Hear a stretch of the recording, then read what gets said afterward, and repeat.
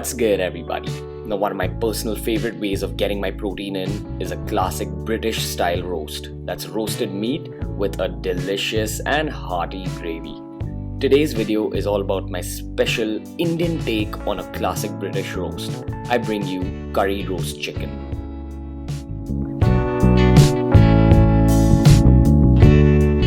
Now keep in mind, this deliciousness is meant primarily for people following a ketogenic diet.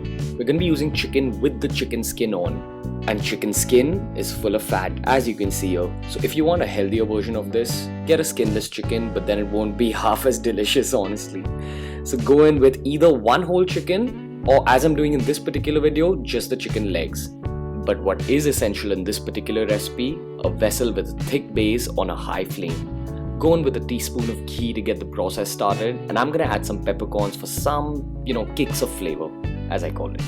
So what we want to do now is brown the skin as much as we can. So I'm gonna go in with just the legs here, and we're gonna go skin side down for the pieces that have skin on just one side. Now remember, I've salted all these pieces very well. If you don't salt them generously, the skin won't taste as good. So you just let it sit there until it starts changing color. Now we don't want some lukewarm yellow, we want a rich, deep red. So just let the chicken pieces sit there for 10 to 15 minutes on a high flame, and you'll see that they start changing color to this gorgeousness.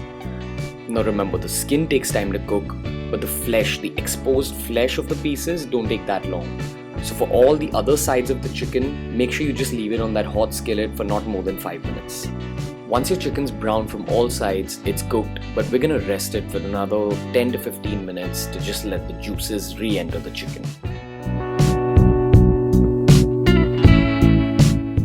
Now, a British style roast is never complete without a delicious gravy by the side of the meat. For this particular Indian style gravy, these are the bare essentials: red chili powder, garam masala, turmeric, and for the base of the curry, instead of onions which are not keto friendly, curd and ginger garlic paste. Now here's what I love about keto diets: they're not always boring, especially in situations like this where you can use delicious chicken fat as the base of your gravy.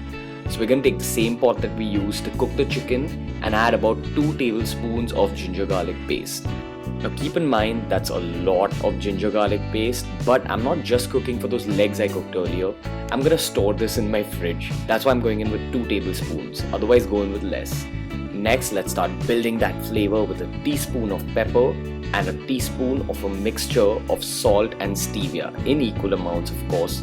Remember, you want to balance out that curry. Now stevia is optional, but it adds an amazing dimension to this curry. So once your ginger garlic paste has changed its color, it's kind of gone darker, you can go in with the dry spices: garam masala, turmeric, and red chili powder. Now if you like your food spicy, go in with an extra slit green chili. Remember, you're getting a bit of heat from the red chili, so don't overdo it. Next, go in with some water just to unify all those flavors and keep sauteing it. Remember, taste it and adjust it according to your own taste. Great Indian cooking is made according to how you like it. So adjust the proportions of the ingredients according to your own taste. Now we need to thicken this gravy, and we can't use any kind of starch. So I'm gonna go in with some curd.